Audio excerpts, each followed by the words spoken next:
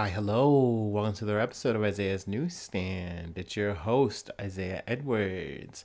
The date is October the 6th, 2023. Hopefully, this episode finds you well, in good spirits, and high hopes. Happy Friday to you. Happy Friday, everyone. Hopefully, you're doing good.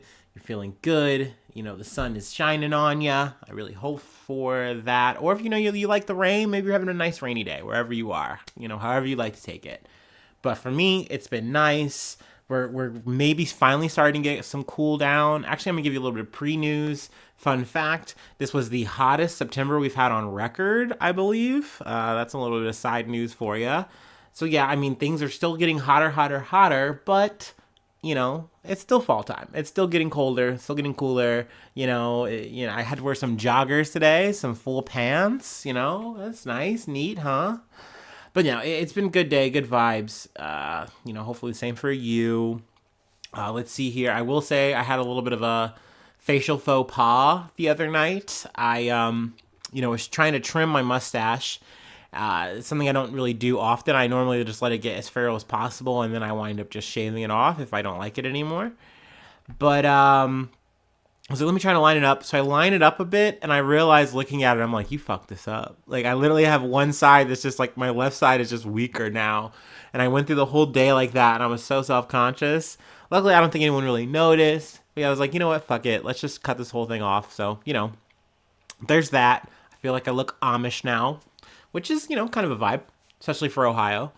Let's see here. I got a plug, a little bit of plug corner. Late start. I did another cameo spot. The brothers let me in. It was a good time. Thank you, Ryan. Thank you, Ethan. I salute you. We'll definitely have to, get together again for another collaboration. But please go check that out. Once again, it's Late Start. I know you can find them on Spotify. I'm sure they're probably on some other platforms too. If you look them up, Google them, Google them, baby. For sure, for sure. So there's that. I want to go ahead and spark up, if you will. I think I can say that. Yeah, I don't think I'll get cooked on YouTube for saying those words. And then we'll get into some news. Which I gotta say, this is a bit of a bummer episode. I mean, it's news, so take that as you will. But yeah, there are sadly dead bodies in every story today. So I try to preface that when I think about it, when I can. But hopefully, you're enjoying this just to hear my little voice, squeak into the ether for you. I don't know. Maybe that's what you like. I hope. That would be dope.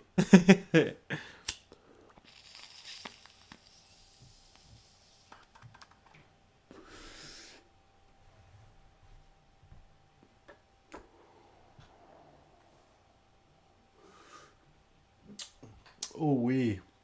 Yummy, yummy.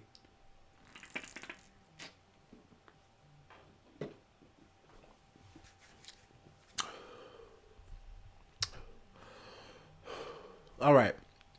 From CBS News. Ukraine says at least 51 killed as Russian strike hits a grocery store. Ukrainian officials said Thursday that at least 51 people were killed in a Russian strike that hit a grocery store and a cafe in northeast Kharkiv region. President Volodymyr Zelensky condemned the demonstrably brutal Russian crime, calling it a rocket attack on an ordinary grocery store. Which I would, totally agree. It's very frustrating to hear because there was a response from like some, Russian official who's like, "Oh no, like we're not claiming that. We didn't do that. We only hit like military targets." And it's like, dude, this whole fucking thing, dude. Like the you just hit whoever. Like you hit whoever, whenever to make a point to show a point. I mean, I get it for political reasons they're like this, but to some extent, I just wish that it was just more of a mask off policy about this fucking shit. Because y'all already you're gonna get cooked. There's already sanctions on y'all. Like being coy about it is just so annoying. Um, but I don't know. That's the fucking art of war, I guess. Ukraine's Internal Affairs Minister Ihor Klemenko said 51 people were confirmed dead in the rubble of the building, which he had said about 60 people in it had 60 people in it when the Russian rocket or missile hit, or missile struck. So I don't know why I correct myself there, but whatever. So I hate to say it, but sadly, this has just become, some of the norm. It's just, now, like, oh, well, this has just been like the biggest attack in, X amount of months. But obviously, though, my condolences to the family. It's just sad that this shit just seems like it's just gonna be endless. Another thing I did want to kind of add, just something that's kind of been a constant trope, like listening to BBC. There's a lot of upset, like, feelings and worry because of what's happening in the States in Congress right now, with the House of Representatives not coming through with the what's the fucking word I'm looking for? The spending bill that was going to approve, X amount of billions of dollars or whatever to Ukraine. So there's been a lot of worry and concern from a lot of, European countries, Ukraine, like what's going to happen, yada, yada, yada. We'll see, I'll definitely be keeping you posted on that shit. But, let's see. Sadly, like I said, there's more bad news. This is more of the natural disaster variety from Reuters. Death toll from Indian Himalayan flash floods rises to 42. Scores still missing. Now, I want to add here, when I initially heard about the story, which I think was Wednesday, I believe, maybe, it looks like the toll from there to now has risen to 42. So, it's definitely one of those massive events. At least 42 people were killed after a glacial lake burst its banks. Excuse me. Burst its banks and triggered flash floods in the Indian Himalayas this week, government officials said on Friday, as rescuers kept searching for almost 150 missing.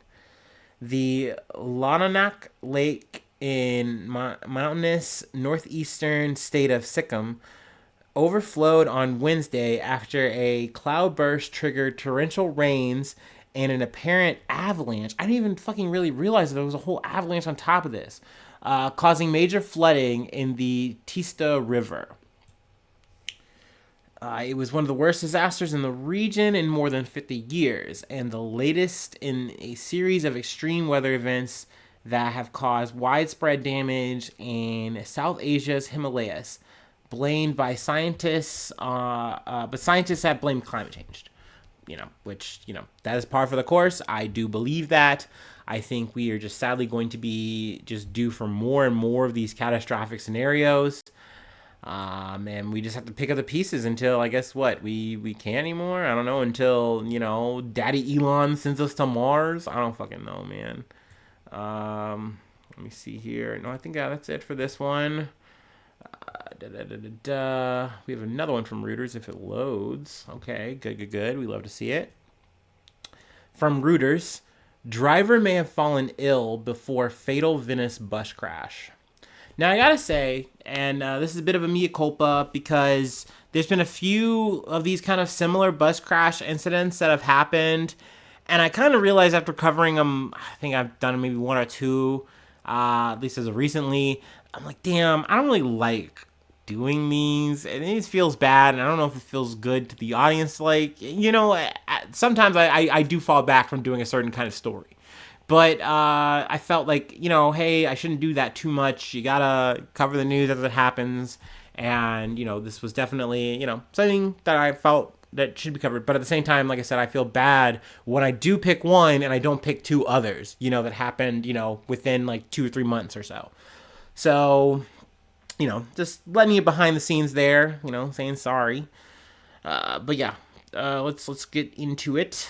Italian authorities were investigating on Wednesday the cause of the horrific crash of a bus carrying foreign tourists on the outskirts of Venice, which killed 21 people, including several children, and injured 15 others.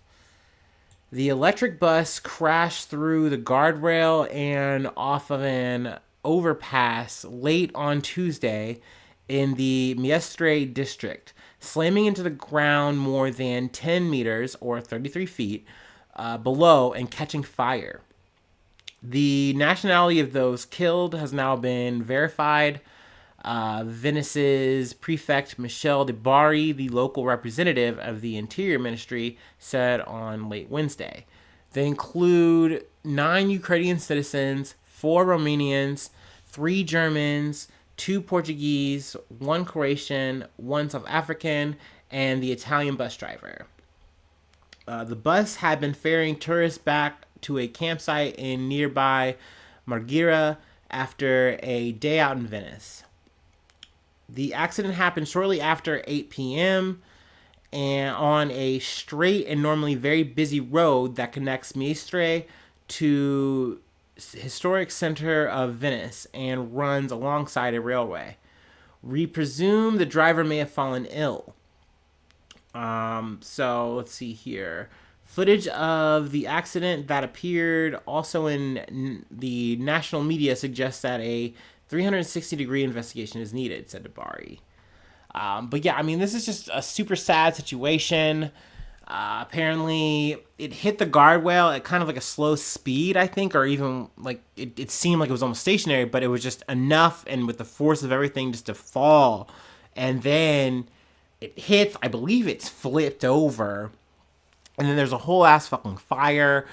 And I was kind of curious. I'm like, because at first I thought it was like kind of propaganda or something. Like, why are we mentioning so much in like what I've read and heard that it's an electric vehicle? And then it was explained to me that it's like, oh, that's important to know because there's a fear when it comes to like the battery overheating that it could just make even more collateral, damage. So they had to like wait to like actually get in there and get involved because of this battery. So I was like, okay, I get it. All right, fine, that makes sense. But yeah, I mean, it's obviously really fucking sad to hear so many people dying, in this kind of fucking situation. I mean, don't get me wrong, any kind of death is bad. Vehicle death, gross, terrible. But you think about it on that bus, it's just one of those things where it's just like, that is a mass casualty kind of event. Well, maybe I'm using the word mass casualty because I think you have to hit a certain threshold. But that's a lot of that's a big number to me, and that's really just like so fucking unfortunate because this is like a good thing, a good means of transit, and you get in this kind of situation, and a lot of people fucking died. But yeah, I mean, if I hear any more about this story, I will definitely update. But speaking of updates, we have one more story to cover. And then I'll let you go. I'll let you scamper on out into the weekend, at least until tomorrow if you want to, come back. We do this every day. All right. We got one more thing. Let me, do my thing, and then we will get into it.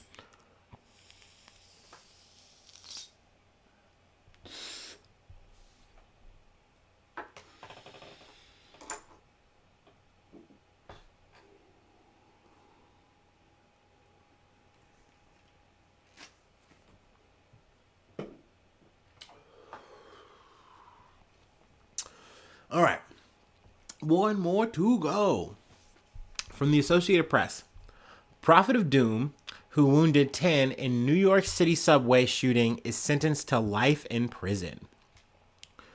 A man who sprayed a New York City subway car with bullets during rush hour, wounding 10 and sparking a citywide manhunt, was sentenced Thursday to life in prison after several of his victims tearfully and angrily recounted their ongoing trauma. Frank James, 64 years old, pleaded guilty earlier this year to terrorism charges in the April 12th of 2022 mass shooting aboard a Manhattan-bound train. He received a life sentence on 10 counts and 10 years for an 11th count of discharging a firearm during an act of violence. Not only did this man shoot 10 people, he also did through like a smoke grenade. I think at least one. I mean, this man was definitely on his Joker shit. I do have to add, I mean, in a lot of these situations, of course, like there's mental illness involved. But yeah, I mean, he has this moniker, Prophet of Doom, because he had a whole ass fucking YouTube where he was, talking his fucking shit, airing it out, being a content creator, like yours truly, sadly. And also I have to add, I mean, I hate to, this is a terrible way to add levity, me and this motherfucker are built the same, which is not, it's bad for me. This is why you see me walking these streets, okay? Because me and this motherfucker built the same. I'm built the same as a 64-year-old, technically domestic terrorist. By the number, I have to say that. That's crazy. That's crazy for me. And if that is the biggest, like, kick in the pants to, like, do better, right? And I'm trying. Hey, we are back down to, I think, 262, 263 with joggers on, okay, as of today, all right? But damn. But this dude did a lot of fucking damage. He had, he was trying to make points in his YouTube, and he did in this statement. He, even brought up the situation that happened on the subway. I know they have his name here, Jordan Neely. He brought that up in the situation of I'm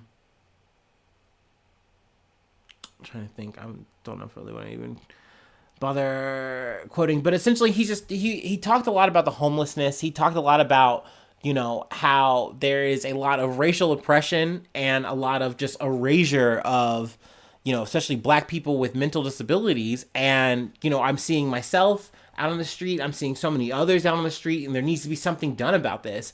He yells and rants at, Eric Adams, which, I'm sorry, man, that man just count his Bitcoins. He doesn't give a fuck about anybody. But at the end of the day, he chose to take his anger out on other people. And I don't care what your message is, that's just not the way to do it. Like, exerting violence on your fellow people is never going to get you anywhere. Exerting violence on anyone is just usually not going to work out the way you think. It's especially when you're just doing senseless violence like this. It's just like it is the bottom of the bottom, and a life sentence is going to make sense. It just is. At the end of the day, I'm glad. I don't think there is a death penalty in New York. So that's the thing. But you hear the testimony of the people. There's a person who's literally like, hey man, I tried to do my best to avoid the train since that shit happened. And then I eventually say, hey, maybe I am ready. And I go on and I see a man in the same vest that you came in with and shot me, and I immediately thought of you. And then there's just people who are literally trying to like give forgiveness, and they can't. They're like, they try.